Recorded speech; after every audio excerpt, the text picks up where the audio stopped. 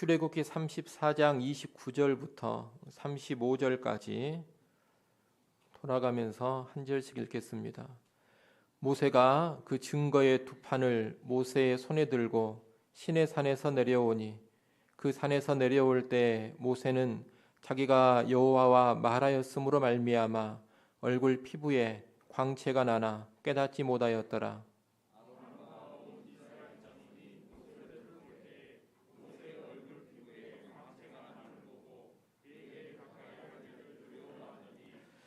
모세가 그들을 부르매 아론과 회중의 모든 어른이 모세에게로 오고 모세가 그들과 말하니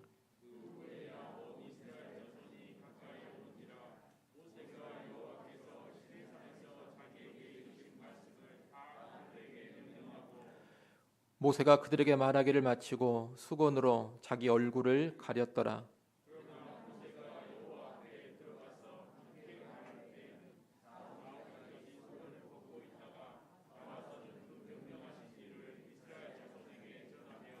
같이 봅니다. 이스라엘 자손이 모세의 얼굴의 광채를 보므로 모세가 여호와께 말하러 들어가기까지 다시 수건으로 자기 얼굴을 가렸더라. 아멘. 오늘 말씀은 모세가 십계명을 기록해 주신 두 돌판을 가지고 시내산에서 내려온 후에 이야기를 말하고 있습니다. 모세는 시내산에 올라가서 40일 동안 하나님과 교제했습니다. 그런데 그 교제를 마치고 산에서 내려왔을 때 모세의 얼굴에는 광채가 났습니다. 자기 얼굴에 나고 있는 광채이기 때문에 모세는 그 광채를 인식하지 못했습니다. 그러나 백성들은 모세 얼굴에 광채를 볼 수가 있었고 모세 얼굴에 광채가 나는 것을 보고 두려워했습니다. 왜 두려워했냐면 그 전에 금송아지 숭배했던 범죄로 인해서 많은 사람이 살상을 당하는 그런 징벌을 당하지 않았습니까? 그런 경험이 있다 보니 이 모세 얼굴에 광채가 나는 것을 보면서도 혹시라도 자기들의 죄라든가 잘못에 대해서 하나님의 어떤 형벌이 내려지지는 않을까 그런 두려움을 가진 겁니다. 광채가 나는 모세에게 함부로 접근했다가는 또 다른 어떤 불상사가 일어날지도 모른다 이런 생각에 두려움을 가진 겁니다. 그러자 모세는 먼저 아론과 이스라엘 백성의 어른들을 불러서 자기와 대화를 하게 합니다. 그들이 모세와 이야기하면서 아무런 문제가 일어나지 않는 것을 보고서야 백성들이 두려움을 버립니다. 그리고 백성들이 모세에게 가까이 다가옵니다. 모세는 가까이 다가온 이 백성들에게 시내산에서 받았던 하나님의 말씀을 다 선포합니다. 그리고 나서 수건으로 자기의 얼굴을 가립니다. 얼굴을 가리고 있다가 회막으로 들어가서 하나님과 교제할 때에는 그 수건을 벗었습니다. 그리고 다시 회막에서 나오면 수건으로 자기 얼굴을 가려서 백성들이 얼굴의 영광을 보지 못하게 했습니다. 이것이 오늘 본문의 내용인데 우리는 오늘 본문에서 크게 세 가지 정도를 생각해 보려고 합니다. 첫째, 하나님과의 교제는 사람을 빛나게 한다는 겁니다. 모세의 얼굴에 나타난 광채는 하나님의 영광을 모세가 반영하고 있는 겁니다. 모세는 시내산 위에 올라가서 하나님의 임재 안에 오래도록 머물렀습니다. 그리고 하나님의 말씀을 들으면서 하나님과 깊이 있게 교제했습니다. 그 결과로 인해서 모세의 얼굴에 여호와의 광채가 깃들여서 얼굴에 빛이 난 겁니다. 달리 말하면 하나님의 영광이 하나님과 깊이 만나고 교제했던 모세를 통해서 반영되었다, 드러났다 이렇게 말할 수가 있겠습니다. 하나님과의 만남, 하나님과의 교제를 통해서 빛이 난다라는 것은 모세 시대에만 있는 특별한 일이 아닙니다. 오늘날에도 그런 일은 얼마든지 가능합니다.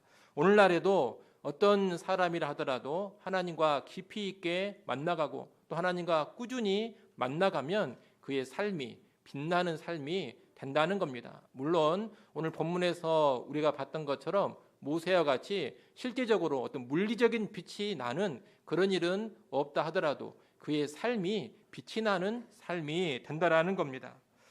하나님과 깊이 있게 교제하면 그의 삶 가운데 어두움이 사라지고 빛이 임하게 됩니다. 우울하고 음습한 그런 기운들은 사라져가고 밝은 영광의 광채가 깃들이게 됩니다. 또한 범죄하고 죄악을 짓는 그런 어두운 삶에서 벗어나서 밝은 빛 가운데 행하는 삶으로 나아가게 됩니다. 거룩한 모습, 경건한 모습이 나타납니다. 그의 말이 달라지고 행실이 달라집니다. 사랑이 넘치는 그런 성품, 그런 인격으로 변화가 됩니다. 온수까지도 사랑하고 온수를 위해서도 기도해주고 축복해주는 그런 모습으로 바꾸어져 갑니다.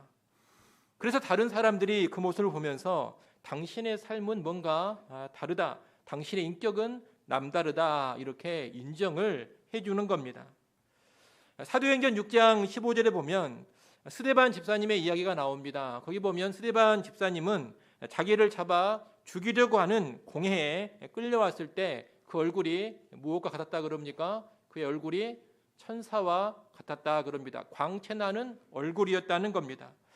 여러분, 살벌한 분위기의 재판 자리입니다. 어떻게 하면 이 스데반을 죽여버릴까, 그런 음모를 꾸미고서 잡아온 자리입니다. 얼마나 살기 등등했겠습니까? 그런데 그런 자리에 끌려가서 두려워하고 사색이 되는 그런 모습, 그런 얼굴이 아니었다는 겁니다. 오히려 얼굴에서 광채가 났습니다.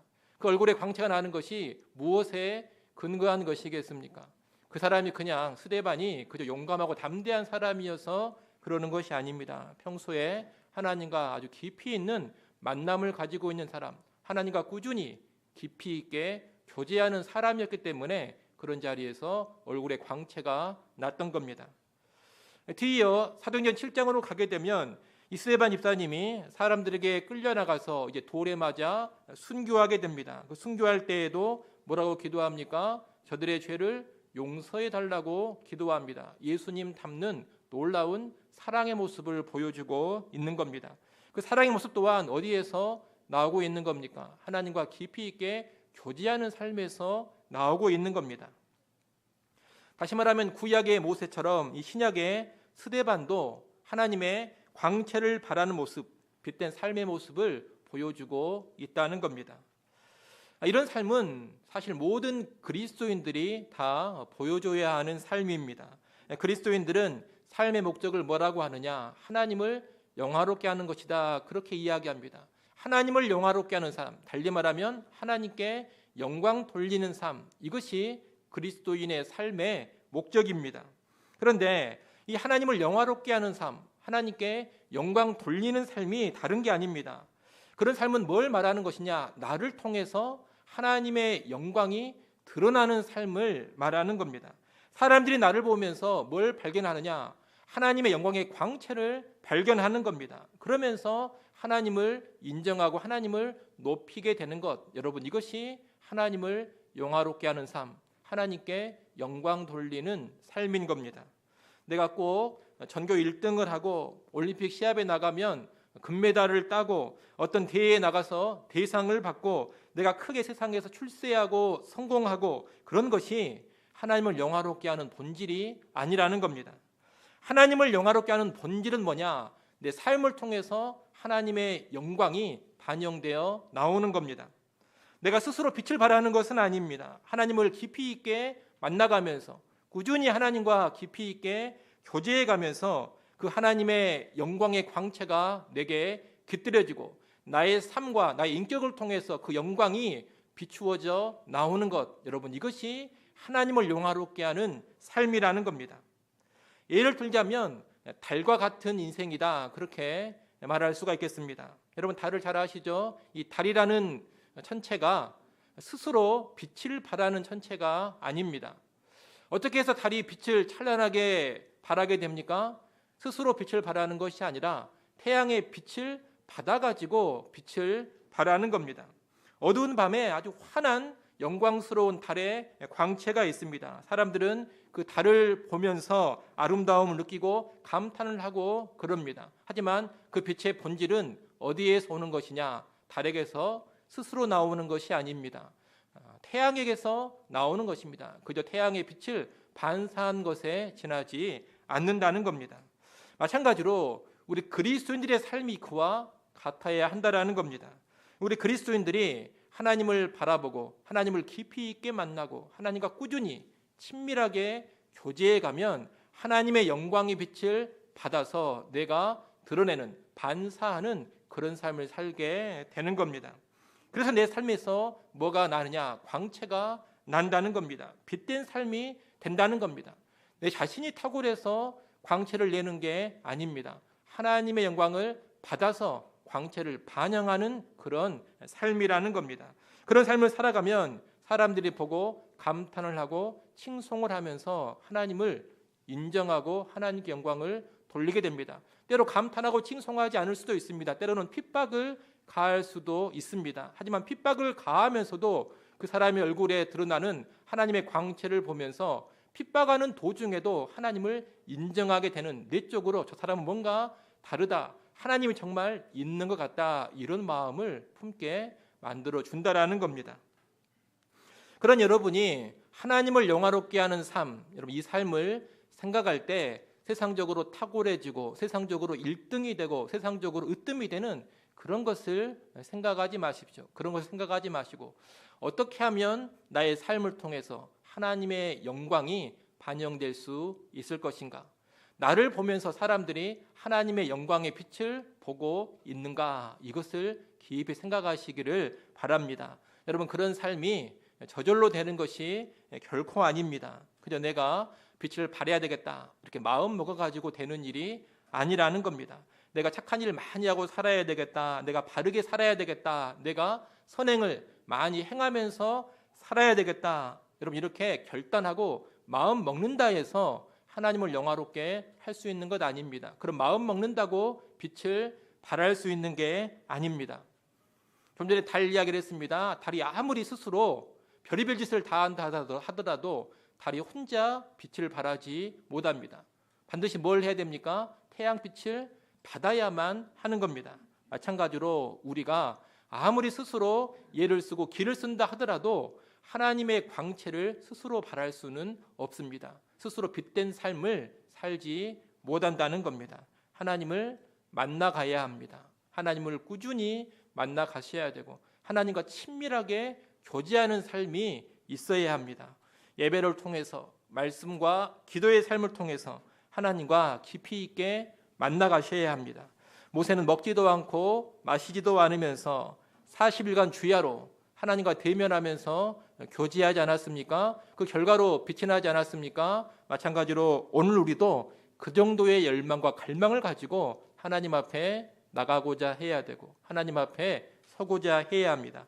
하나님과의 교제를 뜨겁게 사모하라는 겁니다. 그렇게 나아간다면 우리도 모세와 같이 스데반 집사님과 같이 광채나는 삶이 가능할 것입니다. 그리고 그 광채나는 삶을 통하여서 하나님을 영화롭게 할 수 있을 겁니다. 우리가 그런 삶으로 다 나아갈 수 있기를 소원합니다.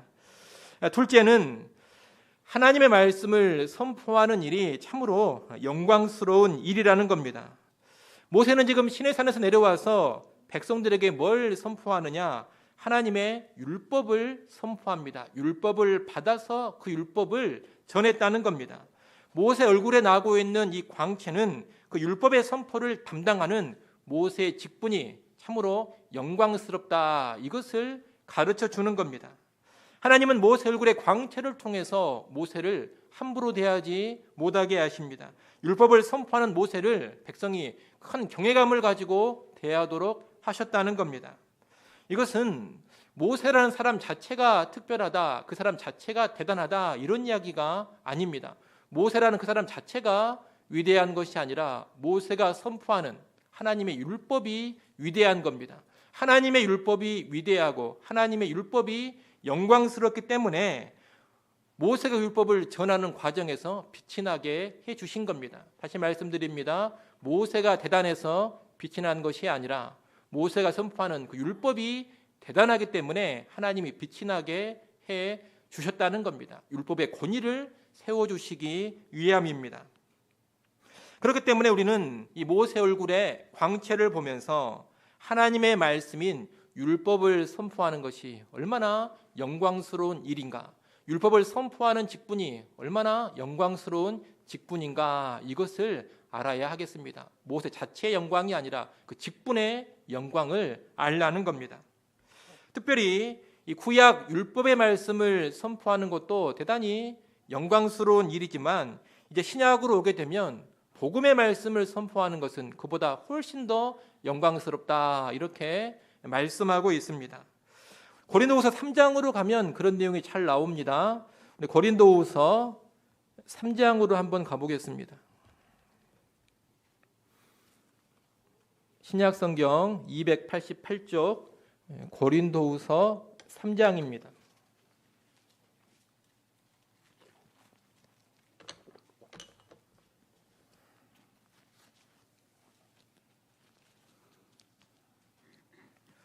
고린도후서 3장 7절부터 11절까지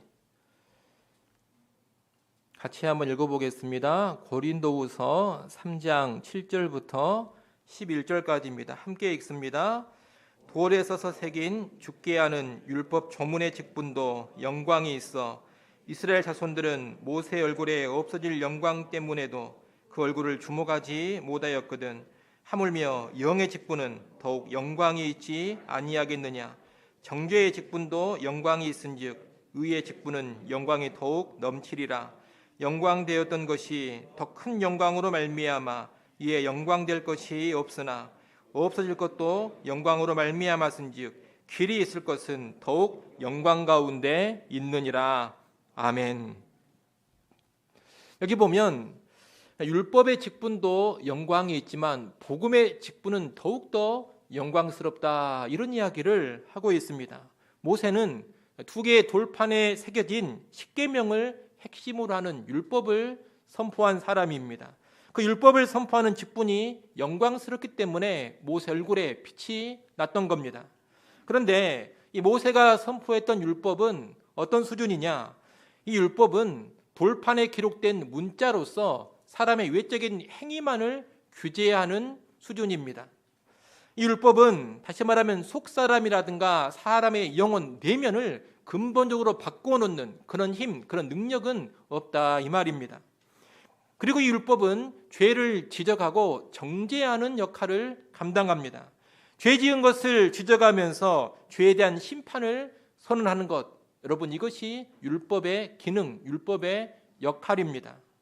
그에 비해서 신약의 복음은 돌판에 새긴 문자가 아닙니다. 돌판에 새긴 외적인 문자가 아니라 사람의 심령에다가 하나님의 법을 새겨놓는 겁니다. 그래서 속사람을 근본적으로 바꾸어놓고 속사람의 하나님의 신의 성품을 심어주는 것, 여러분 이것이 복음이 하는 일입니다. 율법은 속사람을 변화시키지 못합니다. 외적인 행동만 계속 규제합니다. 그런데 복음은 속사람을 먼저 바꾸어놓고 속사람을 근본적으로 새롭게 하는 능력이라는 겁니다. 그리고 또한 이 복음은 그저 죄를 지적하고 꾸짖고 정죄하는 것이 아닙니다. 오히려 이 복음은 율법이 정죄했던 죄를 용서해주고 사해주고 의롭게 만들어줍니다. 율법에 따르면 정죄받는 심판받을 수밖에 없는 죄인이 되지만 복음에 따라서 죄 사함 받고 하나님께 인정받는 의인이 되는 겁니다. 그렇기 때문에 율법에 비해서 복음이 훨씬 더 수준이 높은 것이다 그렇게 말할 수가 있습니다. 그리고 율법보다 복음이 훨씬 더 영광스러운 것이다 그렇게도 말할 수가 있습니다. 여러분 율법도 하나님이 주신 귀한 것이지만 하나님이 주신 복음은 율법보다 훨씬 더 귀한 것입니다.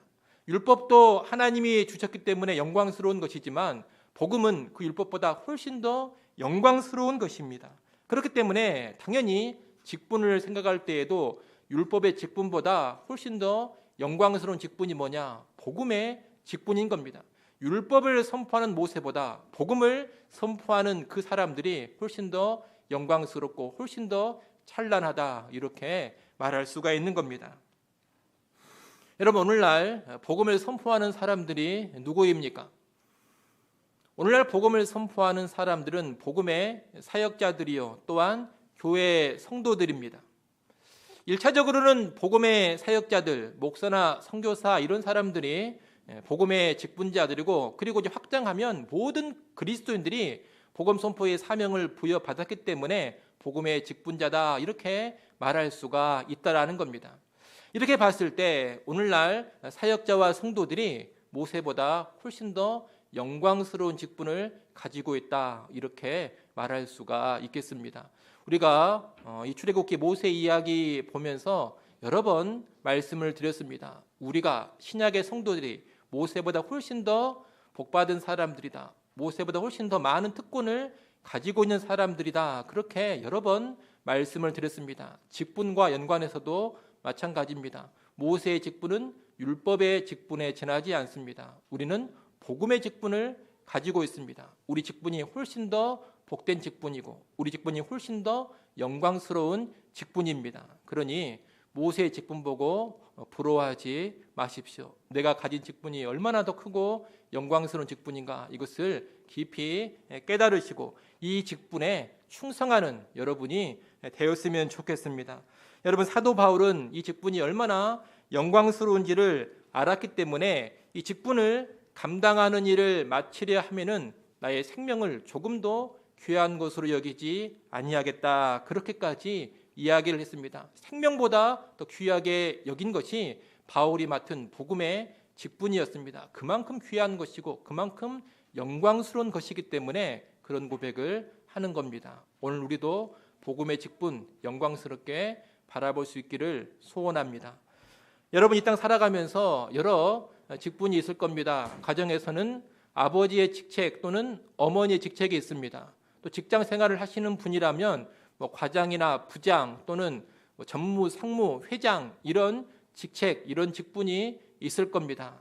근데 여러분, 그런 직책, 그런 직분보다 더 영광스럽게 봐야 하는 것이 복음의 직분이다라는 것 절대로 잊지 마시기를 바랍니다. 여러분, 재벌 기업의 회장의 직분보다 복음의 직분이 훨씬 더 크고 위대하고 영광스러운 것입니다. 오늘 우리에게 그런 직분 주신 것이 얼마나 감사하고 또 얼마나 감격스럽습니까? 이를 꼭 기억하시고 세상살이 하는데 그런 직분들에 연연하지 마시고 세상에 내 직분이 이러네 저러네, 여러분 그런 것으로 불평 불만 갖지 마시고 복음의 직분 허락하신 것으로 정말 감사하면서 그 직분 잘 감당해가는 우리 모두가 될 수 있기를 바랍니다. 마지막 세 번째로 오늘 본문을 통해 생각해 볼 수 있는 것은 율법의 영광에 주목할 것이 아니라 복음의 영광, 주의 영광에 주목을 해야 한다는 겁니다. 오늘 본문에 보면 모세가 수건으로 얼굴을 가렸습니다. 여러분, 모세가 왜 수건으로 얼굴을 가렸을까요? 왜 가린 것 같습니까? 왜 수건으로 얼굴을 가렸냐 그러면 보통 사람들이 무슨 이야기를 하냐면 백성이 두려워해서 얼굴을 가렸다, 그렇게 많이 대답을 합니다. 하지만 여러분이 오늘 본문을 꼼꼼히 읽어보시면 백성의 두려움 때문에 얼굴을 가린 것이 아님을 알게 됩니다. 물론 처음에는 이 백성이 두려움을 가졌습니다. 하지만 그 두려움이 뒤에 사라집니다. 본문 30절로 다시 한번 와보십시오. 고린도후서 3장 말씀 다시 볼 테니 잠깐 접어두시고 오늘 본문으로 다시 돌아오셔서 30절 말씀을 한번 보십시오. 30절 맨 뒤에 보면 광채가 남을 보고 그에게 가까이 하기를 두려워하더니 그럽니다. 누가 두려워한 겁니까? 백성이 광채 나는 모세를 두려워한 겁니다. 그래서 모세에게 접근을 했습니까? 안 했습니까? 접근을 안 했습니다. 접근을 못 했습니다. 무서워서 다가가지 못한 겁니다. 그래서 모세가 어떤 일을 했습니까? 백성이 다가오는 걸 두려워하니까 그럼 일단 누구를 가까이 오게 합니까? 아론과 백성의 지도자들을 먼저 자기에게 가까이 오게 합니다. 그래서 자기와 대화를 하게 합니다. 쭉 대화하는 그런 장면을 보여주는데 대화를 해도 이 아론이라든가 다른 백성의 지도자들이 아무런 해도 당하지 않는 것을 백성이 보게 됩니다. 이걸 보면서 백성이 무서워할 일이 아니로구나, 가까이 다가가도 아무런 문제가 없겠구나, 이것을 알게 됩니다. 그래서 그 뒤에 보면 어떻게 됩니까? 32절 보십시오. 온 이스라엘 자손이 어떻게 했다 그럽니까? 가까이 오는지라 그랬습니다. 두려움이 사라졌기 때문에 가까이 온 겁니다. 계속 공포심에 붙들려 있으면 가까이 못 왔을 겁니다. 이 32절 이 부분에서 백성이 처음에 가졌던 두려움은 사라졌습니다. 그리고 계속 모세 앞에 있었고 모세는 광채 나는 얼굴로 율법을 온전히 다 선포했습니다. 그런데 이 율법 선포하는 것을 마치고 나서 수건으로 자기 얼굴을 가렸다, 그렇게 말하고 있습니다. 33절 보십시오. 모세가 그들에게 말하기를 마치고 수건으로 자기 얼굴을 가렸다라 그러지 않습니까? 여러분, 두려움 때문에 얼굴을 가렸으면 이때 가리면 안 됩니다. 언제 가려야 됩니까? 처음부터 가려야 됩니다. 그런데 모세는 율법을 선포할 때까지는 다 가리고 있지 않고 영광을 다 드러냈다가 그 뒤에 수건으로 얼굴을 가린 겁니다. 왜 가렸을까요? 35절을 보십시오. 35절에 보면 왜 가렸다고 합니까? 이스라엘 자손이 모세 얼굴의 광채를 두려워함으로 가린 게 아닙니다. 모세 얼굴의 광채를 봄으로 가렸다 그럽니다. 다시 말하면 이스라엘 백성들이 이제 모세 얼굴의 광채를 주목하기 시작한 겁니다. 얼굴에 광채나는 것을 계속해서 집중해서 바라봅니다. 이것을 막기 위해서 모세가 수건으로 자기 얼굴을 가렸다는 겁니다.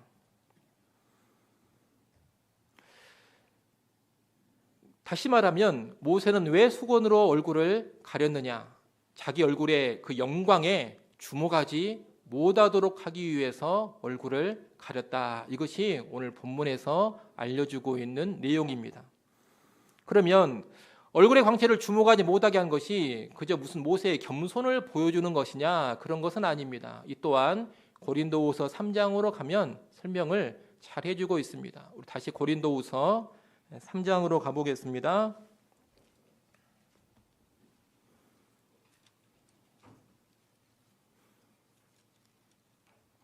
고린도후서 3장 12절부터 18절까지 또 한번 우리가 읽어보겠습니다.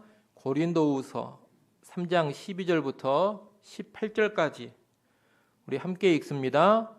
우리가 이 같은 소망이 있으므로 담대히 말하노니 우리는 모세가 이스라엘 자손들에게 장차 없어질 것의 결국을 주목하지 못하게 하려고 수건을 그 얼굴에 쓴 것 같이 아니하노라. 그러나 그들의 마음이 완고하여 오늘까지도 구약을 읽을 때에 그 수건이 벗겨지지 아니하고 있으니 그 수건은 그리스도 안에서 없어질 것이라. 오늘까지 모세의 글을 읽을 때 수건이 그 마음을 덮었도다. 그러나 언제든지 주께로 돌아가면 그 수건이 벗겨지리라. 주는 영이시니 주의 영이 계신 곳에는 자유가 있느니라. 우리가 다 수건을 벗은 얼굴로 거울을 보는 것 같이 주의 영광을 보매 그와 같은 형상으로 변화하여 영광에서 영광에 이르니 곧 주의 영으로 말미암음이니라. 아멘.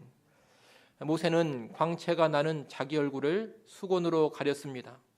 수건으로 가린 이유가 뭡니까? 13절을 보십시오. 뭐라고 합니까? 장차 없어질 것의 결국을 주목하지 못하게 하려고 가렸다고 합니다. 여기서 장차 없어질 것이란 율법을 가리키는 말입니다. 장차 없어질 이 율법의 영광에 집중하지 못하도록, 율법 자체에 주목하지 못하도록 하려고 얼굴을 가렸다는 겁니다. 이 율법이 영광스럽기는 합니다. 하지만 이 율법은 장차 복음이 오면 사라질 겁니다. 그렇기 때문에 그 사라질 것의 영광에 계속해서 집중하지 말라는 겁니다. 하지만 복음은 다릅니다. 복음은 율법과 달리 영원토록 있는 것이요, 영원한 영광, 그리고 완전한 영광입니다. 그러니 복음은 가릴 필요가 없습니다. 복음의 영광은 다 드러난 채로 찬란한 영광을 있는 그대로 계속해서 봐야 하는 겁니다. 만약 복음의 시대가 왔음에도 불구하고 여전히 수건으로 가려진 율법에 집착하고 있다면 이것은 지극히 어리석은 일입니다. 하나님께서는 율법에 계속 주목하지 못하도록 모세를 통해 가리도록 했는데 복음이 왔음에도 불구하고 그 율법에 계속해서 주목하고 집중하는 것은 잘못된 태도다, 이 말입니다. 바울 당시에 유대인들이 그랬습니다. 그들은 여전히 율법을 집중하면서 살고 있었습니다. 율법에 매여서 살고 있었다는 겁니다.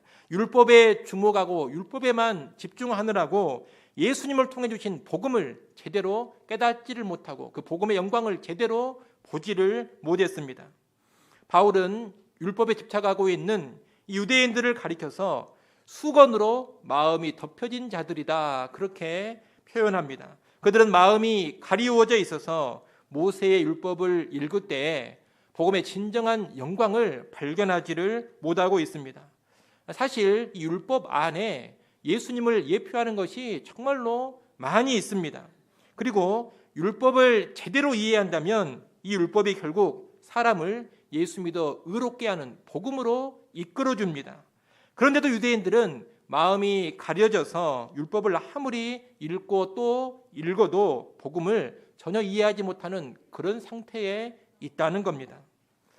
그러면 이 수건이 언제 벗겨지느냐? 마음을 가리고 있는 수건은 언제 벗겨집니까? 예수를 믿을 때 벗겨지는 겁니다. 14절 맨 뒷부분을 보십시오. 뭐라고 합니까? 그 수건은 그리스도 안에서 없어질 것이라 그럽니다. 16절 말씀도 보십시오. 뭐라고 합니까? 그러나 언제든지 주께로 돌아가면 그 수건이 벗겨지리라, 이렇게 말씀하고 있습니다. 예수께로 돌아가면, 예수를 믿으면 마음을 가리고 있는 그 수건이 벗겨지게 된다는 겁니다. 이제 예수를 믿고 수건이 벗겨지면 모든 율법이 그리스도 안에서 다 성취되었다라는 것을 깨닫게 됩니다. 예를 들어 구약의 희생 제사가 예수님의 대속의 십자가를 가리킨다라는 것을 알게 됩니다. 제사 제도만이 아니라 안식일이나 절기를 비롯한 다양한 율법의 규례들이 다 예수 그리스도 안에서 성취되었다라는 것을 알게 됩니다. 예수를 믿으면 율법 안에 담겨져 있는 복음의 진리를 제대로 보게 되고 예수 안에서 율법이 완성되었음을 깨닫게 됩니다. 율법의 실체는 예수 그리스도이고 율법은 그 그리스도의 그림자에 지나지 않는다라는 것을 깨닫습니다. 이것을 알게 되면 더 이상 율법 자체에 집착하지 않는다는 겁니다. 율법을 문자 그대로 지키는 일에 연연하지 않게 됩니다. 오히려 복음의 자유함을 누리는 겁니다. 예수를 모르고 수건으로 마음이 가려져 있으면 어디에 집착하느냐? 율법에 집착하고 율법을 문자 그대로 지키는 일들에 집착합니다. 그런데 예수를 믿으면 이제 그런 문자적 준수라는 집착에서 벗어나게 된다는 겁니다. 율법에서 자유하는 일이 나타나게 되는 겁니다. 실체가 왔기 때문에 더 이상 그림자인 율법을 붙잡고 살지 않는 겁니다. 오늘도 보면 유대인들이 믿는 유대교라든가 또 이단의 하나인 안식교, 이런 데를 보면 여전히 어디에 매여서 살아가느냐? 구약의 율법에 매여서 살아갑니다. 절기를 그대로 지키고 토요 안식일을 구약의 율법 문자 그대로 지키려고 합니다.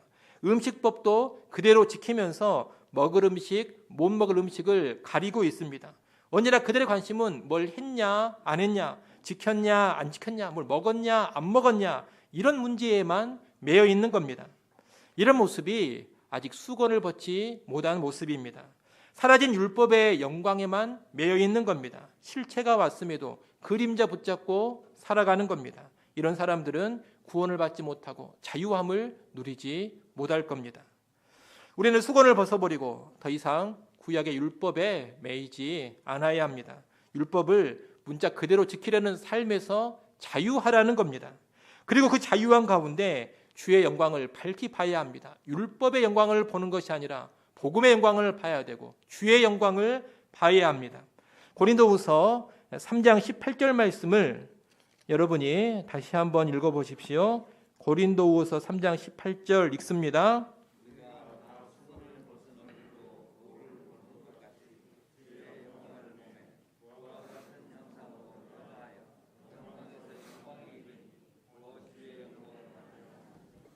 아멘. 우리는 수건을 벗은 얼굴로 주의 영광을 봐야 합니다. 예수 믿는 우리는 모세보다 더 밝히 주의 영광을 볼 수 있는 사람들입니다. 모세는 구약의 수준, 율법의 수준에서 하나님의 영광을 받던 사람입니다. 그에 비해 우리는 신약의 수준, 복음의 수준에서 하나님의 영광을 보고 있는 사람들입니다.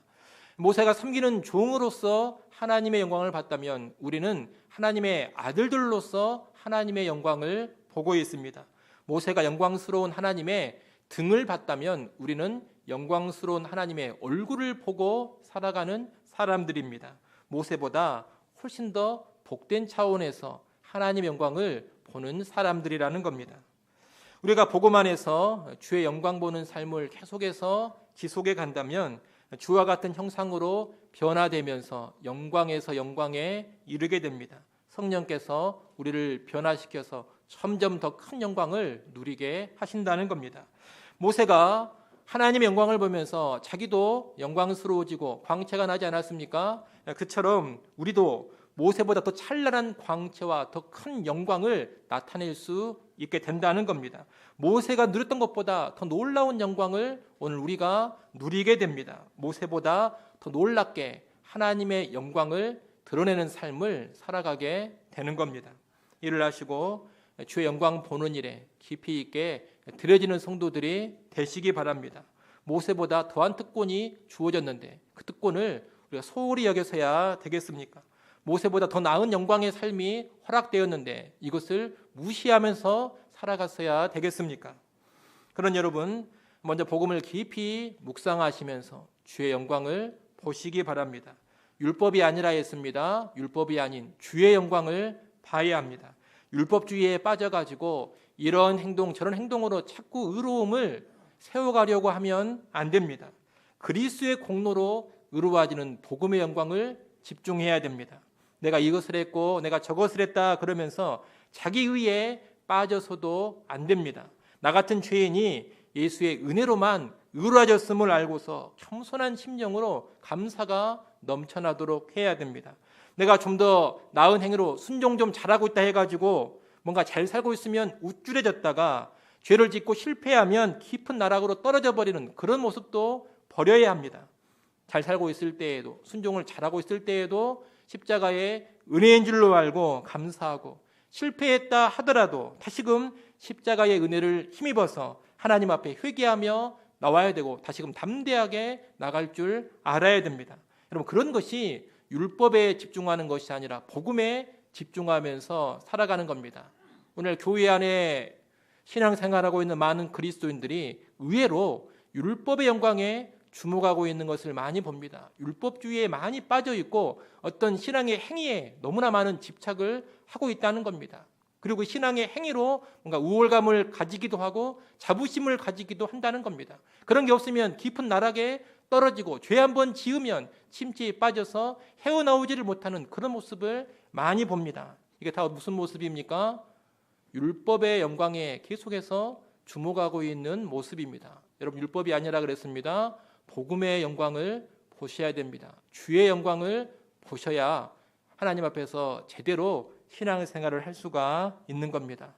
나의 행위가 아니라 복음의 은혜에 집중하시고 내가 아니라 그리스도께 집중하시기를 바랍니다. 이를 꼭 기억하시고 율법이 아닌 복음과 주의 영광에 주목하면서 살아가면 좋겠습니다. 또한 예배 가운데서도 주의 영광을 보시고 매일매일 말씀과 기도로 주님과 교제하면서 주의 영광을 보십시오. 그렇게 해나간다면 성령께서 역사하셔서 영광의 주를 닮아가게 하시고 우리의 삶을 영광에서 영광에 이르게 하실 겁니다. 그 귀한 축복을 풍성하게 누려가는 우리 모두가 될 수 있기를 간절히 축원합니다.